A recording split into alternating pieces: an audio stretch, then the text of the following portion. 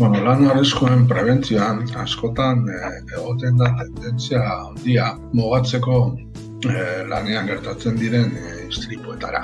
Bai? Baina lan arriskuen prebentzioaz hitz egiten dugunean lan istripuak eta laneko gaixotasunez ari gara. Bai? Orduan, zein dira azken hauek, zein dira laneko gaixotasunak, ez?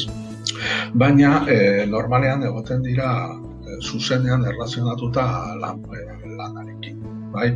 Hau da, adibidez, mehatzariek euskate beraien lanetik eratorritako berezko ezaugarriak dituen gaixotasunak, ez? Demagun, adibidez, agente kimikoengatik eragitakoak, ez? Kasua, esaterako, silikosia edo benzolarekin lan egiten dutena, benzolismoa, ez?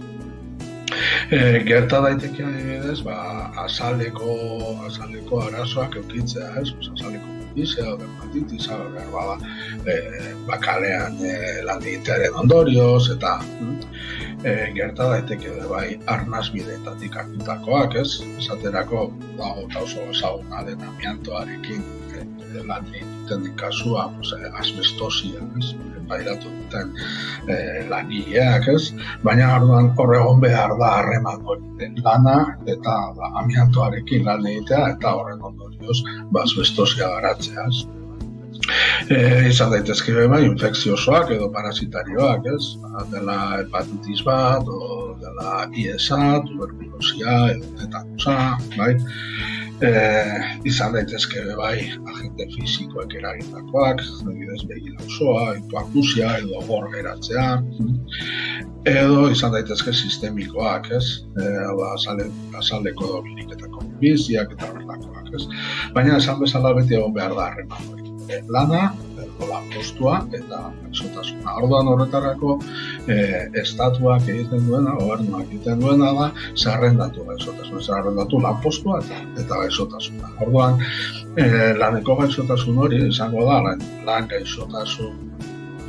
gaixotasuntzat hartua izango da, baldin eta zerrenda horretan agertzen bada. Bestela, ez da kontsideratuko lan gaixotasuna.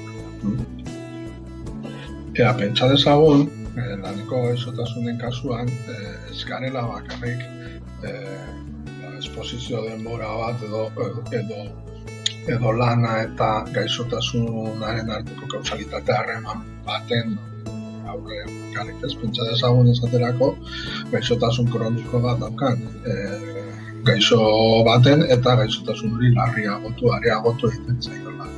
Kasu horretan ere laneko gaixotasun izateke. Edonola ere, legeak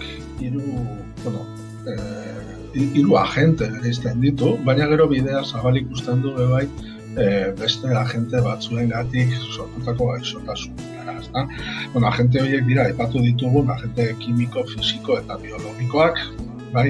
Baina, esan bezala, bidea zabalik ikusten du, bada espada, agente kimiko, fisiko edo biologikoengatik sortzen ez diren gaixotasun horiek, eta bidea zabalik ikusten du, arnasbidetako gaitzei, azaleko gaixotasun hori eta minbizi sortzaileei, bai? Naiz eta ez izan agente kimiko, fisiko edo biologikoak. Nola nahi ere, eta esan dugun bezala, gobernuak zerrendatuta izan behar ditu, bai? Horrek esan nahi du, lan gaixotasuna egon dadin, lau gauza gertatu behar direla aldi berean, bai? Batetik agente hauetako bat agertu behar dela, bai? Kimiko, fisiko, biologikoak edo arnasbidetako azaleko gaixotasunak edo minbizi sortzaileak. Bestetik egon behar da lanean esposizio bat, hau da, pertsona horrek eman behar du denbora bat agente horiekin lanean, bai? Gaixotasuna agertu behar da eta bideari lotutako gaixotasuna behar du, eta beraz egon behar da kausalitate harreman bat, hau da, gaixotasuna sortu izana agente horren eraginpean egon izanagatik. Beste alde batetik, zer eragin dauka, oso ondorio dauka laneko gaixotasunaren deklarazioa. Azteko, laneko gaixotasunak istripu profesionalen moduan, aldi baterako ezgaitasuna hartzeko orduan, baja arrunta hartzeko orduan, lehenengo egunetik langileak kobratuko du soldataren oinarri arautzailearen 175, bai? Gaixotasun arruntekin ez bezala.